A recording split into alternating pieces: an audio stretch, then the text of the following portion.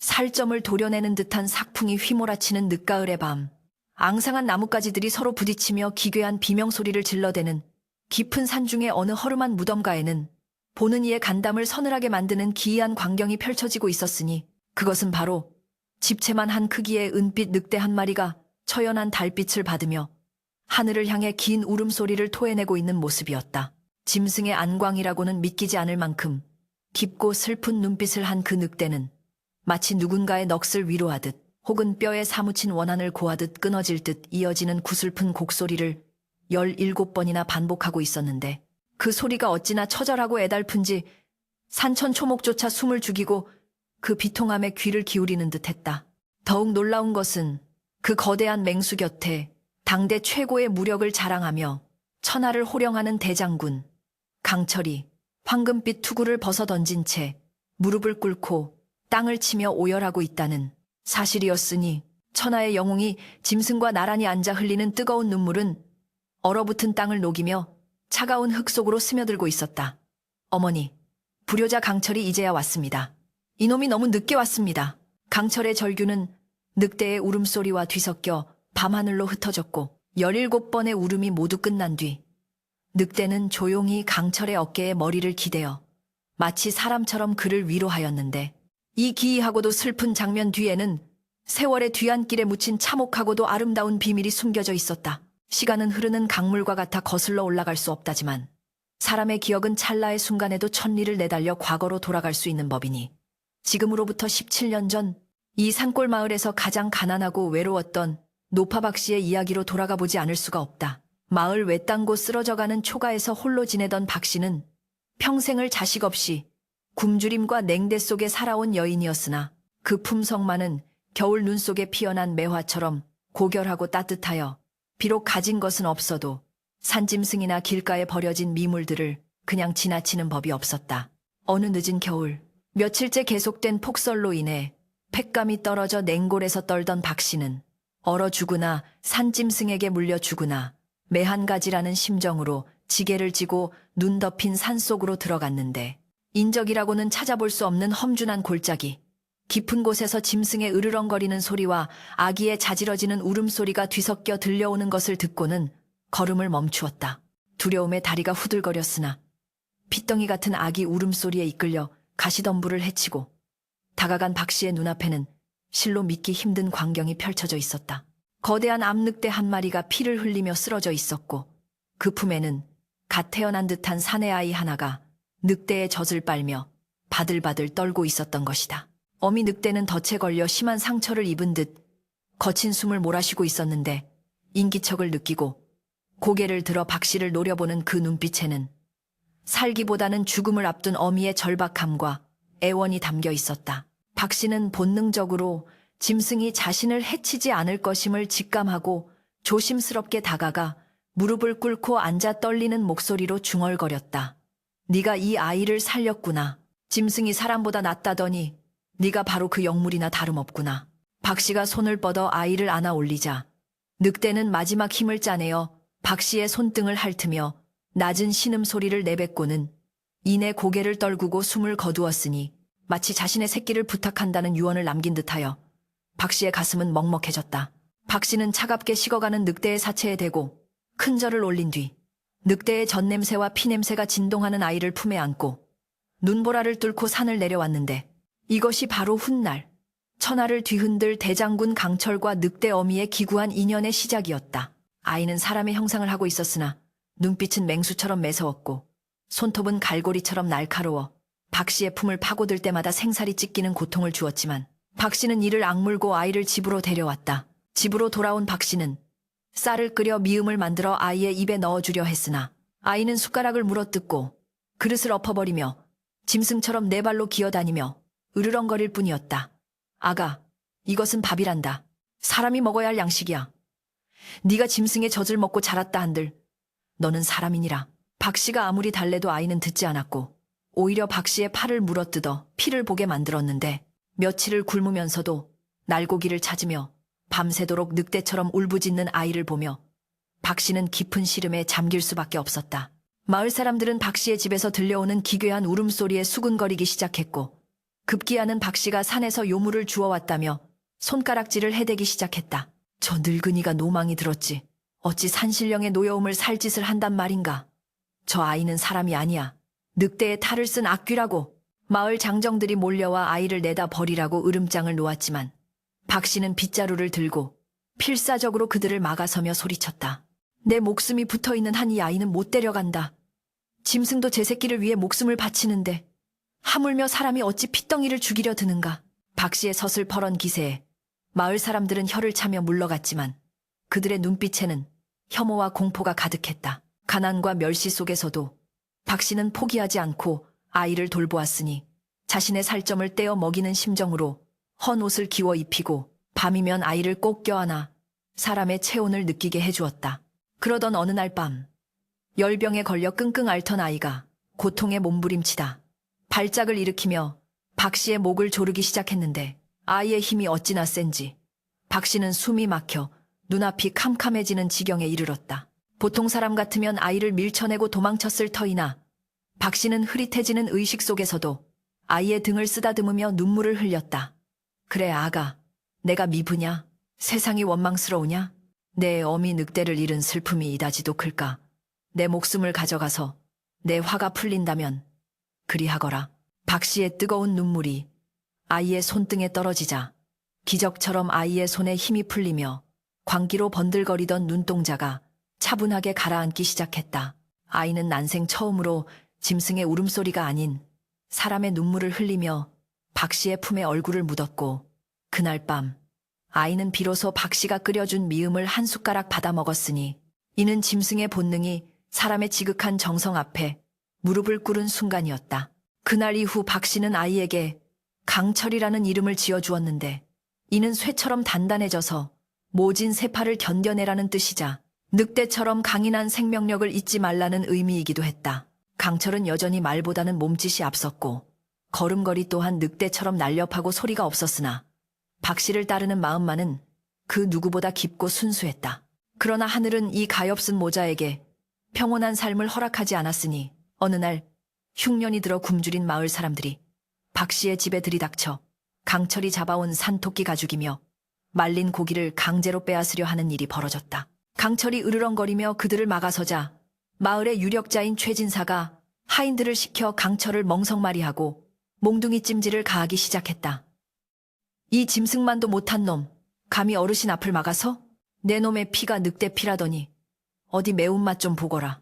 몽둥이가 강철의 등에 내리꽂힐 때마다 살이 터지고 피가 튀었으나 강철은 비명 한 번 지르지 않고 도끼 어린 눈으로 최진사를 노려볼 뿐이었다. 이를 지켜보던 박 씨가 혼절할 듯 울부짖으며 최진사의 바짓가랑이를 잡고 애원했으나 최진사는 박 씨를 발로 걷어차며 싸늘하게 비웃었다. 최진사의 발길질에 박 씨가 흙바닥에 나뒹굴고 피를 토하며 쓰러지자 그 순간 묶여있던 강철의 눈빛이 붉게 변하며 목구멍 깊은 곳에서 짐승의 포효가 터져나왔다. 강철은 믿을 수 없는 괴력으로 멍석을 찢고 밧줄을 끊어버린 뒤 순식간에 하인 2명을 쳐내고 최진사의 멱살을 잡아 허공으로 들어올렸다. 사람의 힘이라고는 믿기지 않는 그 압도적인 공포 앞에서 마을 사람들은 사색이 되어 뒷걸음질 쳤고 최진사는 오줌을 지리며 살려달라고 비명을 질렀다. 강철이 짐승의 발톱과 같은 손으로 최진사의 목을 으스러뜨리려는 찰나 쓰러져 있던 박 씨가 기어서 다가와 강철의 발목을 잡으며 피 끓는 목소리로 외쳤다. 안 된다, 강철아. 사람을 해치면 안 돼. 그러면 영영 짐승이 되는 게야. 제발 이 어미를 봐서라도 참아다오. 어머니의 절규에 강철은 멈칫하며 최진사를 바닥에 내동댕이 쳤고 거칠게 숨을 몰아쉬며 박 씨를 등 뒤로 숨겼다. 그날 밤의 사건은 강철에게 씻을 수 없는 상처와 함께 자신이 인간 세상에서 결코 환영받지 못할 이방인이라는 잔혹한 현실을 깨닫게 해준 비극적인 계기가 되고 말았다. 세월은 유수와 같아 어느덧 10여 년의 시간이 훌쩍 흘렀고 박 씨 할머니의 품에 안겨 짐승처럼 으르렁대던 핏덩이 강철은 이제 칠척거구의 늠름한 청년으로 성장하였으나 그의 외모와 기질에는 여전히 숨길 수 없는 야성의 흔적이 짙게 배어 있었다. 헝클어진 검은 머리카락 사이로 번뜩이는 눈빛은 산중의 맹수처럼 형형했고 두툼한 손마디와 근육질의 팔뚝은 쇠몽둥이도 부러뜨릴 만큼 강인해 보였지만 그는 인간의 말을 구사하는 데 있어 여전히 서툴러 혀가 굳은 벙어리 마냥 짧은 단어만을 툭툭 내뱉곤 했다. 어머니, 밥 먹어. 강철이 투박한 손으로 산에서 캐온 약초와 산짐승을 잡아와 내밀 때마다 박 씨는 가슴이 미어지는 듯한 아픔을 느꼈는데 이는 아들이 제 아무리 사람 구실을 하려 애써도 마을 사람들의 차가운 시선과 멸시가 조금도 줄어들지 않았기 때문이었다. 마을 사람들은 강철이 지나갈 때마다 저기 늑대 새끼가 지나간다. 사람 가죽을 쓴 짐승이니 가까이 하지 마라 하며 수군거렸고 아이들은 돌을 던지며 그를 괴물 취급하였으나 강철은 그저 묵묵히 고개를 숙이고 어머니가 가르쳐준 인내의 도리를 지키려 애쓸 뿐이었다. 그의 가슴 속 깊은 곳에는 언제나 시뻘건 불덩이 같은 야성이 꿈틀거리고 있었지만 사람을 해쳐서는 안 된다는 어머니의 당부가 그를 인간의 길에 붙들어 매는 유일한 끈이었다. 최진사의 횡포는 날이 갈수록 심해져 이제는 대놓고 박씨 모자를 마을에서 쫓아내려 갖은 계략을 꾸미고 있었으니 멀쩡한 논밭에 물길을 끊거나 터무니없는 소장료를 요구하여 그들을 벼랑 끝으로 내몰았다. 어느 날 최진사의 하인들이 박씨의 집에 들이닥쳐 밀린 세금을 핑계로 가재도구를 때려 부수고 박씨가 아끼던 장독대를 박살내는 패악을 저질렀다. 깨진 독조각이 사방으로 튀고 된장과 간장이 흙바닥에 뒤범벅이 되는 아수라장 속에서 박씨는 하인들의 바짓가랑이를 잡고 통사정했으나 그들은 낄낄대며 박씨를 밀쳐버렸다. 산에서 택감을 해오던 강철이 이 광경을 목격하고는 짐승 같은 괴성을 지르며 달려들려 했으나 박씨가 피투성이가 된 손으로 강철의 앞을 가로막으며 절규했다. 안 된다. 참아야 한다. 네가 주먹을 휘두르면 우리는 정말로 이곳에서 살 수 없어. 제발 이 어미를 봐서 참아다오. 강철은 입술을 깨물어 피가 흐를 정도로 분노를 삼키며 주먹을 부들부들 떨었고 그의 손톱이 파고든 손바닥에서는 검붉은 피가 뚝뚝 떨어져 내렸으니 그것은 짐승의 피보다 더 뜨거운 인간의 인내심이었다. 하인들은 강철의 살기 어린 눈빛에 기가 눌려 슬금슬금 뒷걸음질 치면서도 역시 짐승 새끼라 눈깔 뒤집히는 것 좀 보게라며 비아냥거리고 사라졌다. 그날 밤 강철은 잠들지 못하고 마당에 나와 깨진 장독 조각을 주워 모으며 짐승처럼 낮은 신음소리를 흘렸는데 이는 자신의 무력함과 세상에 대한 원망이 뒤섞인 처절한 독백과도 같았다. 그런데 바람결에 섞여 비릿한 피냄새와 함께 매캐한 연기 냄새가 실려오자 강철의 콧잔등이 본능적으로 실룩거렸다. 늑대의 예민한 후각은 심리 밖의 위험도 감지하는 법. 강철은 곧장 일어나 어둠 속을 응시했고 이내 마을 입구 쪽에서 횃불의 불빛과 함께 사람들의 비명소리가 터져나오기 시작했다. 산적이다. 산적대가 쳐들어왔다. 평화롭던 산골 마을은 순식간에 아비규환의 지옥으로 변했고 수십 명의 산적들이 말을 타고 들이닥쳐 닥치는 대로 집에 불을 지르고 재물을 약탈하며 부녀자들을 끌고 가는 끔찍한 만행을 저지르기 시작했다. 마을 장정들이 미치와 낫을 들고 맞서보려 했으나 흉악한 산적들의 칼날 앞에 추풍낙엽처럼 쓰러져 나갔고 최진사마저 제 목숨 하나 부지하겠다고 하인들을 방패막이로 세우고 뒷문으로 도망치다 산적 두목에게 붙잡혀 목에 칼이 겨누어지는 신세가 되었다. 박씨는 공포에 질려 방구석에 웅크리고 앉아 연부를 외고 있었으나 곧 문이 부서지며 험상졸은 산적 두 놈이 들이닥쳐 박씨의 머리채를 잡아 끌어냈다. 이 늙은 것이 쌀 한 톨이라도 숨겨놨을지 모르니 샅샅이 뒤져라. 산적들이 박씨를 바닥에 패대기치고 발길질을 하려던 찰나 어둠 속에서 거대한 그림자가 섬광처럼 날아들어 산적 하나의 목덜미를 물어뜯어버렸으니 그것은 인간의 공격이라기보다는 굶주린 맹수의 사냥에 가까웠다. 크악 단말마의 비명과 함께 산적의 목에서 선혈이 분수처럼 뿜어져 나왔고 나머지 산적이 기겁하여 칼을 휘둘렀으나 강철은 맨손으로 칼날을 움켜쥐고 그대로 꺾어버린 뒤 그자의 가슴팍을 걷어차 벽을 뚫고 날려버렸다. 피를 뒤집어 쓴 강철의 모습은 지옥에서 올라온 야차와도 같았고 그의 입에서는 그르르 하는 짐승의 경고음이 낮게 울려 퍼졌다. 어머니를 지켜야 한다는 일념 하나로 이성의 끈을 놓아버린 강철은 이제 더 이상 억눌린 청년이 아니었다. 그는 본능이 이끄는 대로 움직이는 완벽한 살상병기 그 자체였다.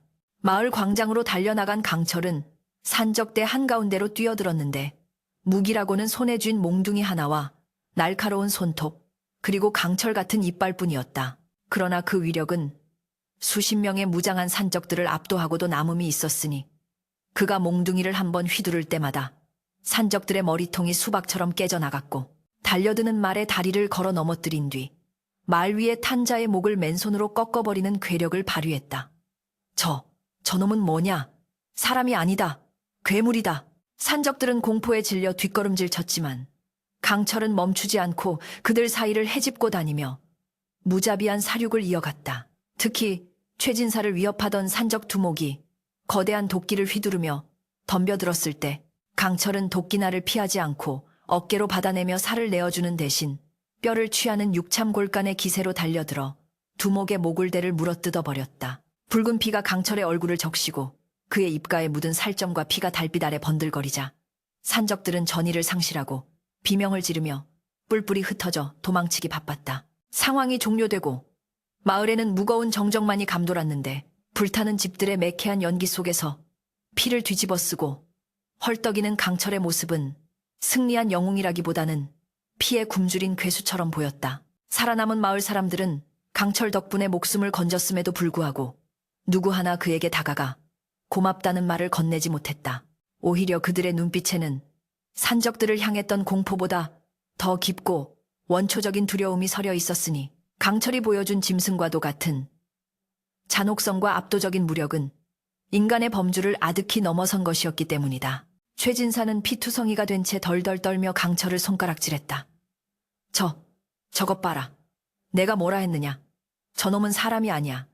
늑대 귀신이 씌었어. 오늘 우리를 구했을지 몰라도 언젠가는 우리 모두의 목을 물어뜯을 게다. 사람들의 웅성거림은 점차 동조의 빛을 띠며 공포로 변해갔고 저런 괴물과 한마을에 살 수는 없다. 관아에 신고해서 잡아 가두어야 한다는 소리가 터져 나오기 시작했다. 그때 저 멀리서 박씨 할머니가 절뚝거리며 달려와 피범벅이 된 강철을 껴안으며 울음을 터뜨렸다. 내 새끼, 강철아, 괜찮으냐? 다친 데는 없느냐? 어머니의 따뜻한 품에 안기자 살기로 번들거리던 강철의 눈빛이 서서히 풀리며 초점을 되찾았고 그는 피 묻은 손을 옷자락에 닦으며 어눌한 말투로 중얼거렸다. 어머니, 나 지켰어. 사람들 안 다치게. 그러나 박씨는 마을 사람들의 싸늘하고 경멸 어린 시선을 느끼고는 가슴이 무너져 내리는 듯했다. 아들이 목숨을 걸고 그들을 구했건만 돌아오는 것은 감사 인사가 아닌 배척과 혐오뿐이라는 사실이 너무나도 원통하고 서러웠던 것이다. 박씨는 강철의 얼굴에 묻은 피를 닦아주며 속삭였다. 그래, 잘했다. 네가 최고다. 하지만 강철아, 사람들이 우릴 무서워하는구나. 우리는 이제 이곳에 더 있을 수가 없겠구나.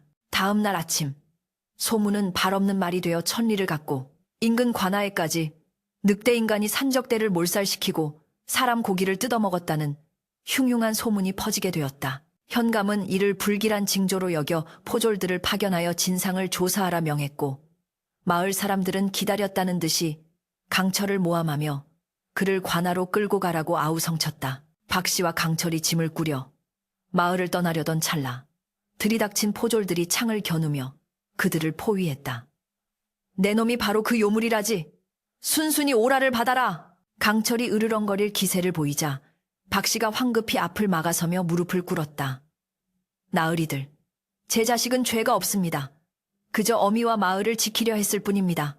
그러나 포졸들은 박씨를 발로 차버리고 강철에게 밧줄을 던져 포박하려 했다. 강철은 밧줄에 묶이면서도 저항하지 않았는데 그것은 자신이 힘을 쓰면 어머니가 다칠까봐 두려웠기 때문이었다. 끌려가는 강철의 뒷모습을 보며 박씨는 땅을 치며 통곡했고 마을 사람들은 그제야 안도의 한숨을 내쉬었으니 이것이 바로 인간이 가진 이기심에 민낯이자 영웅이 괴물이 되어버린 비극적인 순간이었다. 피비린내 나는 저 눈이 북방의 하늘을 검게 뒤덮기 시작했으니 오랑캐의 말발굽 소리가 지축을 흔들고 그들의 서슬퍼런 칼날이 국경을 넘어 도성을 위협한다는 파발이 빗발치듯 날아드는 위급한 시국이 도래하였다. 조정은 혼란에 빠졌고 왕은 전국 팔도에 경문을 띄워 백성들을 징집하라는 어명을 내렸으나 평화에 젖어있던 관군들은 파죽지세로 밀고 내려오는 야만족들의 기세에 눌려 추풍낙엽처럼 쓰러질 뿐이었다. 이에 감옥에 갇혀 죽을 날만을 기다리던 죄인들에게도 기회가 주어졌으니 현감은 강철이 갇혀있는 지하 감옥의 문을 활짝 열어젖히며 비릿한 웃음을 흘렸다. 내 놈의 힘이 장사라지. 짐승의 피를 타고난 내 놈이 사람 구실을 할 수 있는 유일한 기회다. 전장에 나가 오랑캐의 목을 베어오너라. 그리하면 내 죄를 사면하고 내 어미에게도 쌀을 내어주마. 좁고 습한 감옥 바닥에 웅크리고 있던 강철은 어미라는 말에 번쩍 고개를 들었는데 어둠 속에서 빛나는 그의 눈동자는 더 이상 살인귀의 그것이 아니었다. 그것은 오직 어머니를 지키고 떳떳한 아들이 되어 돌아가겠다는 결연한 의지로 타오르는 슬프도록 아름다운 야수의 눈빛이었다. 강철이 전장으로 떠나던 날 마을 어귀에는 징집된 장정들을 배웅하는 가족들의 통곡 소리가 하늘을 찔렀으나 강철의 곁에는 오직 박씨 할머니만이 지팡이에 의지한 채 위태롭게 서 있었다. 박씨는 피투성이가 된 채 옥살이를 치른 아들의 거친 손을 부여잡고 하염없이 눈물을 쏟아냈다. 강철아, 부디 살아만 돌아오너라. 공을 세우지 않아도 좋다. 장군이 되지 않아도 좋다. 그저 내 품으로 살아서만 돌아와 다오.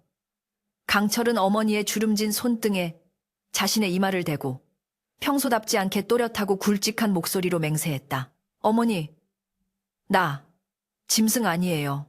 사람이에요. 꼭 장군이 돼서 어머니 호강시켜 드릴게요. 그때까지 밥 잘 드시고 기다리세요. 강철은 품속에서 산토끼 가죽으로 만든 낡은 덧신 하나를 꺼내 어머니의 발에 신겨드리고는 뒤도 돌아보지 않고 흙먼지 날리는 행렬 속으로 뛰어들었다. 멀어지는 아들의 넓은 등판을 바라보며 박씨는 가슴을 쥐어뜯으며 오열했고 그 처연한 모습은 마치 새끼를 사지로 내모는 어미 늑대의 울부짖음과도 같아 보는 이들의 콧날을 시큰하게 만들었다. 전장에 도착한 강철에게 펼쳐진 광경은 그야말로 생지옥이나 다름없었으니 삭풍이 몰아치는 북방의 벌판은 아군과 적군의 시체가 뒤엉켜 산을 이루고 얼어붙은 땅은 붉은 피로 흥건히 젖어 있었다. 오랑캐들은 곰 가죽을 두르고 거대한 도끼를 휘두르며 짐승처럼 날뛰었고 훈련받지 못한 징집병들은 공포에 질려 도망치다 등 뒤에서 화살을 맞고 쓰러지기 일쑤였다. 그러나 강철에게 있어 이 참혹한 전장은 오히려 그의 잠재되어 있던 본능을 일깨우는 사냥터와도 같았다. 그는 갑옷도 제대로 갖춰 입지 않은 채 오직 쇠몽둥이 하나와 짐승의 감각만을 믿고 적진 한복판으로 뛰어들었다. 밤이 되면 강철의 진가는 더욱 발휘되었는데 늑대의 눈을 가진 그는 칠흑 같은 어둠 속에서도 적의 움직임을 훤히 꿰뚫어 보았고 바람 냄새만으로도 매복한 적의 위치를 찾아내어 소리 소문 없이 다가가 목을 비틀어 버렸다. 병사들 사이에서는 아군 진영의 늑대 귀신이 산다. 밤만 되면 푸른 눈의 사신이 오랑캐를 물어 죽인다는 소문이 돌기 시작했고 강철은 두려움의 대상이자 동시에 유일한 희망으로 떠오르기 시작했다. 강철의 전술은 기존의 병법과는 전혀 달랐으니 그는 병사들을 이끌고 정면 승부를 벌이는 대신 늑대 무리가 사냥하듯 적을 고립시키고 공포심을 자극하여 자멸하게 만드는 방식을 택했다. 그는 휘하의 죄수 출신이나 천민 출신의 거친 병사들을 모아 늑대 부대를 조직하고 그들에게 짐승처럼 짖고 물어뜯는 법을 가르쳤다. 우리는 사람이 아니다. 적의 목을 노리는 늑대다. 두려움을 먹고 사는 짐승이 되어라. 강철의 호령 아래 늑대 부대는 밤마다 기습을 감행하여 적장의 막사를 불태우고 보급로를 끊어버렸으며 오랑캐들은 숲속에서 들려오는 늑대 울음소리만 들어도 사시나무 떨듯 떨며 무기를 버리고 도망치는 지경에 이르렀다. 특히 강철이 적의 맹장 흑곰과 1대1 대결을 벌여 그의 거대한 도끼를 맨손으로 받아내고 단숨에 목을 베어버린 사건은 전설이 되어 전군에 퍼져나갔다. 피를 뒤집어 쓰고 적장에 머리를 든 채 포효하는 강철의 모습에 병사들은 늑대 장군 만세를 외쳤고 조정에서는 그의 공로를 인정하여 파격적인 승진을 거듭 명하게 되었다. 한편 강철이 전장에서 승승장구하며 영웅이 되어가는 동안 고향 마을에 홀로 남겨진 박씨 할머니의 삶은 비참하기 그지없게 흘러가고 있었다. 전쟁으로 인해 징발이 계속되면서 마을의 살림은 더욱 피폐해졌고 엎친 데 덮친 격으로 극심한 가뭄까지 들어 들판의 곡식은 말라 비틀어지고 우물마저 바닥을 드러냈다. 그러나 가장 큰 재앙은 탐욕스러운 최진사의 횡포였다. 조정에서는 전장에 나간 병사들의 가족을 구휼하기 위해 쌀과 소금을 내려보냈으나 마을의 행정을 장악한 최진사와 부패한 관리들은 이를 중간에서 가로채 자신들의 곳간을 채우는데 급급했다. 강철이 놈이 죽었는지 살았는지 알게 뭔가? 어차피 짐승 새끼니 전장에서 고기 방패나 되었겠지. 최진사는 강철의 생사를 묻는 박씨에게 비아냥거리며 구호미 지급을 거절했고 심지어는 박씨가 살고 있던 초가마저 관아의 땅이라 우기며 빼앗으려 들었다. 박씨는 굶주린 배를 움켜쥐고 산으로 올라가 나무 껍질을 벗기고 풀뿌리를 캐내어 연명해야만 했다. 계절이 바뀌어 차가운 겨울바람이 불어오자 박씨의 건강은 급격히 악화되었다. 깜조차 구할 힘이 없어 냉골이나 다름없는 방바닥에 누워 덜덜 떨면서도 그녀의 머리맡에는 강철이 떠날 때 신겨주었던 낡은 덧신 한 짝만이 소중하게 놓여 있었다. 우리 강철이 밥은 먹고 다니는지 춥지는 않은지 희미해져가는 의식 속에서도 박씨는 오직 아들 걱정뿐이었다. 마을 사람들 그 누구도 늑대 어미라 불리는 노파에게 따뜻한 밥 한 덩이 건네지 않았고 오히려 그녀가 굶어 죽어 사라지기만을 바라는 듯 싸늘한 시선을 보낼 뿐이었다. 어느 날 전장에서 강철이 보낸 파발마가 도착하여 금덩이와 비단이 든 꾸러미를 관아에 전했다는 소식이 들려왔다. 강철이 대장군으로 승진하여 어머니를 위해 보낸 하사품이었다. 그러나 이 소중한 전리품조차 최진사의 탐욕스러운 소나기로 들어가고 말았으니 최진사는 이것은 나라에 바쳐야 할 군자금이다라고 거짓말을 하며 뇌물로 착복해버렸고 박씨에게는 썩은 보리쌀 한 줌조차 전해지지 않았다. 전방의 강철은 이러한 사실을 꿈에도 모른 채 어머니가 자신이 보낸 재물로 따뜻하게 지내고 있을 것이라 믿으며 매일 밤 북쪽 하늘을 향해 기도를 올렸다. 그는 더욱더 공을 세워 하루빨리 전쟁을 끝내고 어머니 곁으로 돌아가겠다는 일념으로 미친 듯이 칼을 휘둘렀다. 그의 갑옷은 적의 피로 붉게 물들어 굳어졌고 그의 명성은 오랑캐들에게 공포의 대명사가 되었지만 그의 마음속 깊은 곳에는 오직 늙은 어머니의 주름진 미소만이 자리 잡고 있었다. 조금만 더 기다리세요. 이제 곧 갑니다. 아들이 비단옷 입혀드리고 고기 반찬해드릴게요. 하지만 운명의 신은 잔혹하게도 아들의 효심이 닿기에는 너무나 먼 거리를 그리고 인간의 탐욕이라는 넘을 수 없는 벽을 사이에 두고 모자를 갈라놓고 있었다. 눈보라가 휘몰아치는 어느 깊은 밤 박씨 할머니는 강철의 이름을 부르다 힘없이 손을 떨구었고 그녀의 차갑게 식어가는 몸 위로 쥐들이 들락거리는 처참한 광경이 벌어지고 말았다. 박씨가 숨을 거둔 그 시각 멀리 전장에 있던 강철은 왠지 모를 불안감에 가슴이 내려앉는 듯한 통증을 느꼈다. 막사 밖으로 나온 그는 밤하늘을 올려다보았는데 유난히 크고 붉은 달이 떠 있었고 어디선가 구슬픈 늑대의 울음소리가 들려오는 듯했다. 강철은 자신도 모르게 무릎을 꿇고 고향 쪽을 향해 절을 올렸다. 어머니. 그의 뺨을 타고 흐르는 눈물은 뜨거웠으나 불어오는 바람은 살을 애는 듯 차가웠다. 승전보가 울려 퍼지고 전쟁이 막바지에 다다랐음을 알리는 나팔 소리가 들려왔지만 강철의 마음은 텅 빈 것처럼 공허했고 알 수 없는 슬픔이 밀려와 그의 영혼을 갉아먹는 듯했다. 그는 직감했다. 무언가 잘못되었다고. 자신이 그토록 지키고 싶었던 것이 손가락 사이로 빠져나가는 모래알처럼 사라지고 있음을 짐승의 예민한 본능이 경고하고 있었던 것이다. 승전보를 알리는 나팔 소리가 산천을 뒤흔들고 오색 깃발이 가을 하늘을 수놓으며 금에 환향하는 대장군 강철의 행렬이 마을 어귀에 들어서니 그 위세는 마치 하늘에서 내려온 천군과도 같아 감히 고개를 들어 쳐다볼 수조차 없었다.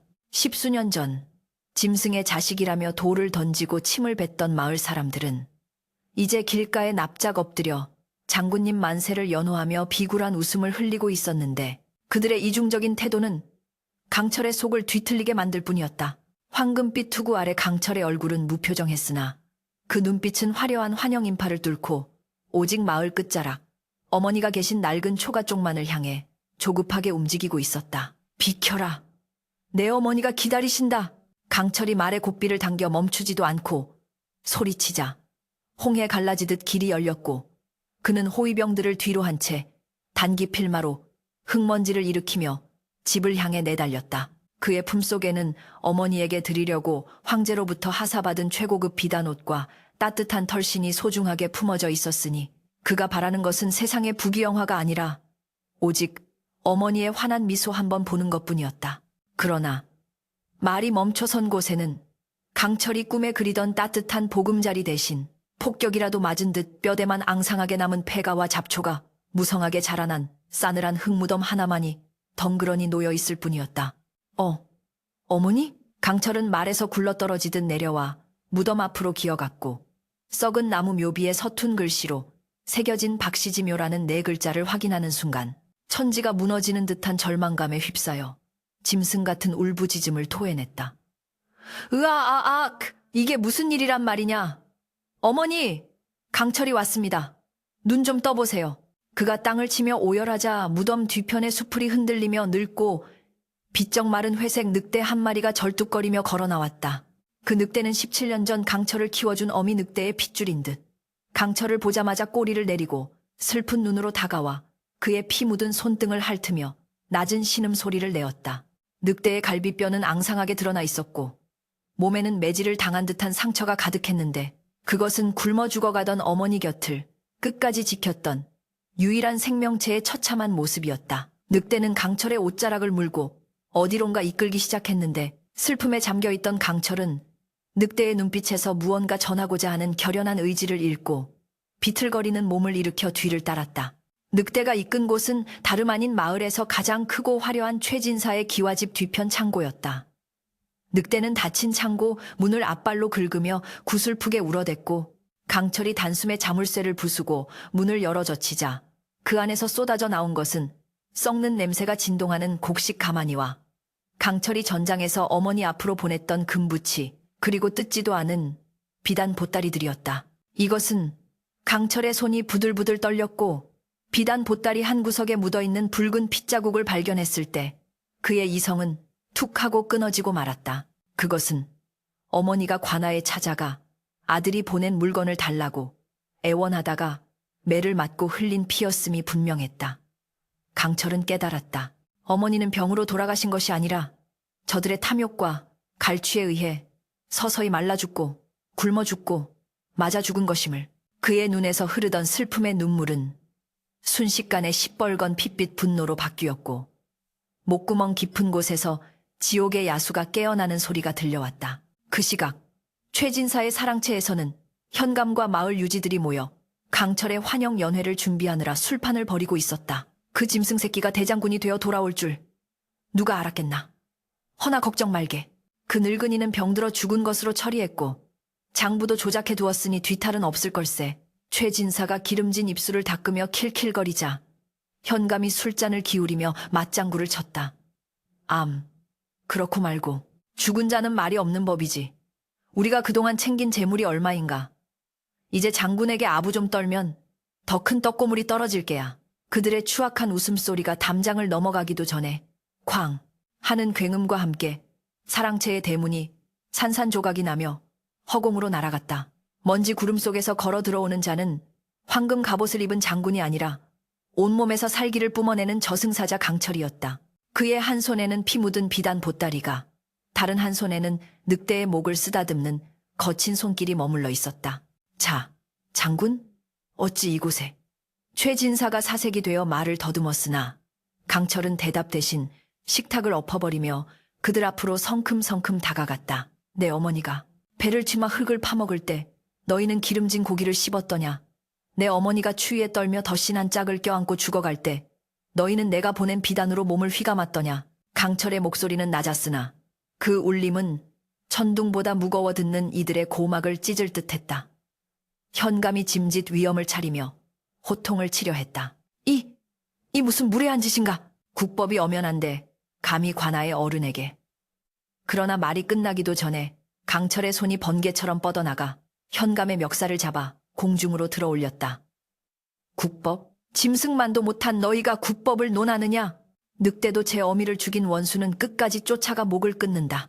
하물며 사람인 내가 너희를 용서할 것 같으냐? 강철이 손에 힘을 주자 우두둑 뼈가 어긋나는 소리가 났고 현감은 비명조차 지르지 못하고 거품을 물며 기절해버렸다. 공포에 질린 최진사가 뒷걸음질치며 하인들을 불렀으나 이미 마당은 강철이 데려온 늑대 부대 병사들과 산에서 내려온 늑대 무리에 의해 포위된 상태였다. 병사들은 창끝을 겨누며 분노에 찬 눈빛으로 그들을 노려보고 있었고 늑대들은 날카로운 이빨을 드러내며 으르렁거렸다. 강철은 최진사 앞에 훔쳐간 비단 보따리를 던지며 차갑게 쏘아붙였다. 이것이 내 놈이 탐하던 재물이다. 저승 갈 때 챙겨가거라. 최진사가 살려달라고 바짓가랑이를 잡고 빌었으나 강철은 그를 발로 차내고 허리춤에서 서슬퍼런 장검을 뽑아들었다. 내 너를 단칼에 베어 편안히 보내주지 않겠다. 내 어머니가 겪은 고통의 만분의 1이라도 느끼게 해주마. 강철의 검이 허공을 가르자 최진사의 상투가 잘려나가고 그의 옷가지가 갈기갈기 찢겨나갔다. 그것은 살인이 아닌 하늘을 대신하여 내리는 준엄한 심판이었다. 마을 사람들은 담장 너머로 이 광경을 지켜보며 벌벌 떨었으나 그 누구도 최진사를 동정하지 않았다. 강철은 관아의 창고를 활짝 열어 썩어가던 곡식과 훔친 재물들을 모두 마을 광장으로 꺼내놓았다. 그리고 겁에 질려있는 백성들을 향해 외쳤다. 이것은 본래 너희의 것이었고 내 어머니의 것이었다. 죄 있는 자는 벌을 받고 억울한 자는 위로를 받는 것이 하늘의 이치다. 강철은 부패한 관리들과 최진사를 밧줄로 묶어 어머니의 무덤 앞에 무릎 꿇리고 그들의 죄상을 낱낱이 적은 방문을 붙여 만천하에 고발했다. 늑대가 다시 한번 길게 울부짖자 강철은 칼을 거두고 어머니의 무덤에 술을 올리며 피눈물을 흘렸다. 어머니, 늦었습니다. 하지만 이제야 짐승들이 물러가고 사람이 살 수 있는 세상이 되었습니다. 붉은 노을이 무덤가를 비추자 강철의 그림자와 늑대의 그림자가 하나로 겹쳐지며 길게 드리워졌으니 그것은 처절한 복수의 끝이자 슬픈 안식의 시작이었다. 피비린내 나던 복수의 태풍이 휩쓸고 지나간 마을에는 비로소 거짓 평온이 아닌 진정한 정적이 찾아들었으니 그것은 죄 지은 자들이 흘린 참회의 눈물과 억울하게 죽어가던 이들의 한이 풀리며 내려앉은 무거운 안식의 기운이었다. 강철은 탐관오리와 악덕 지주들이 쌓아 올렸던 썩은 기와집들을 허물어 그 제목으로 마을에 헐벗은 이들이 머물 거처를 짓게 하고 관아의 곡간을 털어 굶주린 백성들에게 쌀과 소금을 고루 나누어 주었으나 정작 자신은 화려한 비단옷을 벗어던지고 어머니가 생전에 입혀주었던 낡은 무명옷으로 갈아입은 채 상주로서의 예를 갖추는 데에만 전념하였다. 그는 어머니가 차가운 음지에서 외로이 떨지 않도록 마을에서 가장 볕이 잘 들고 따뜻한 기운이 감도는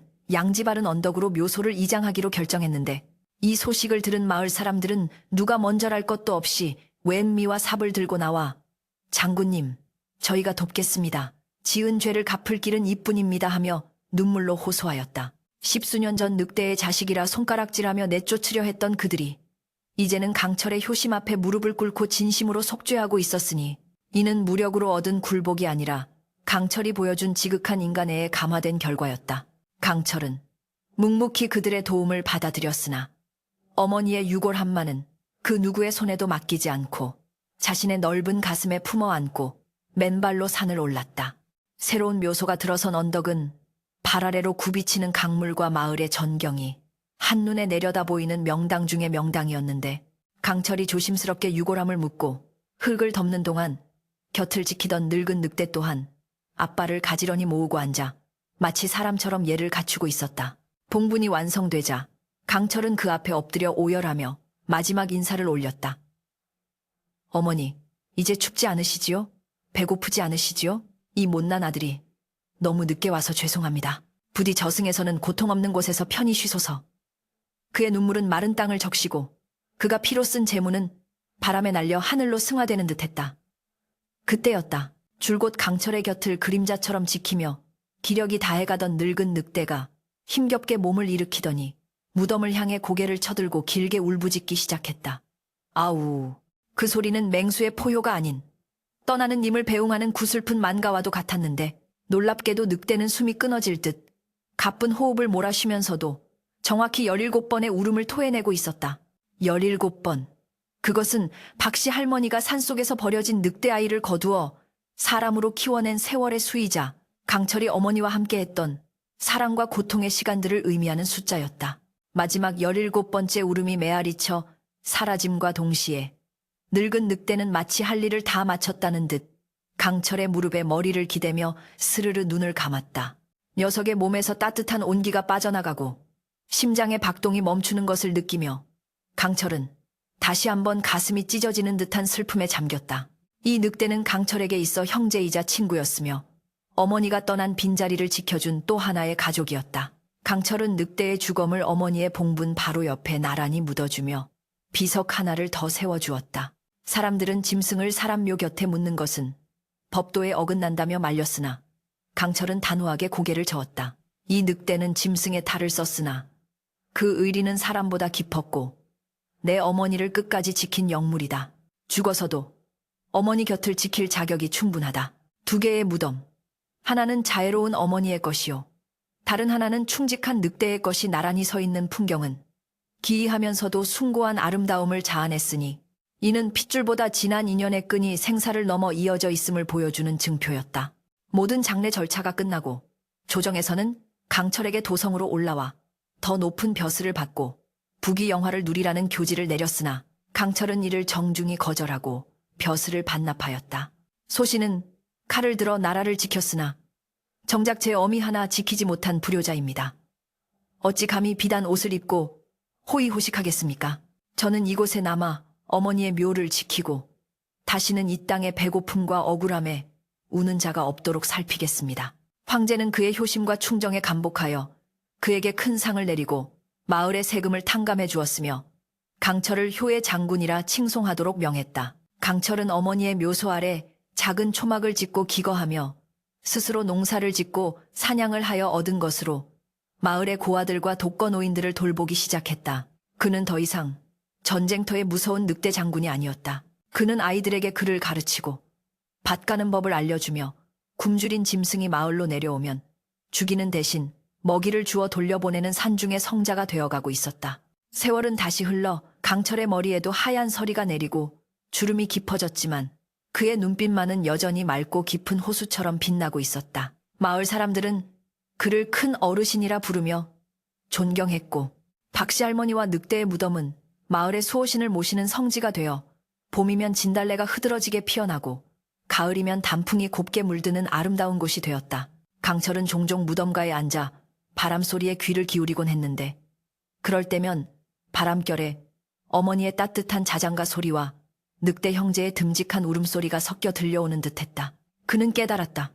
사람이 짐승과 다른 것은 두 발로 걷거나 말을 하기 때문이 아니라 약한 것을 불쌍히 여기고 받은 은혜를 잊지 않으며 끝까지 지켜내는 마음에 있다는 것을. 자신이 늑대의 젖을 먹고 자랐으나 사람다운 삶을 살 수 있었던 것은 박씨 할머니가 심어준 그 따뜻한 사랑의 씨앗 덕분이었음을 그는 뼛속 깊이 새기고 있었다. 어느 화창한 봄날 강철은 여느 때처럼 어머니의 묘소 주변을 정리하고 바위에 기대어 깜빡 잠이 들었는데 꿈속에서 젊은 시절의 어머니가 환한 미소를 지으며 손짓하고 그 곁에서 은빛 털을 가진 늑대가 꼬리를 흔들며 반기는 모습을 보았다.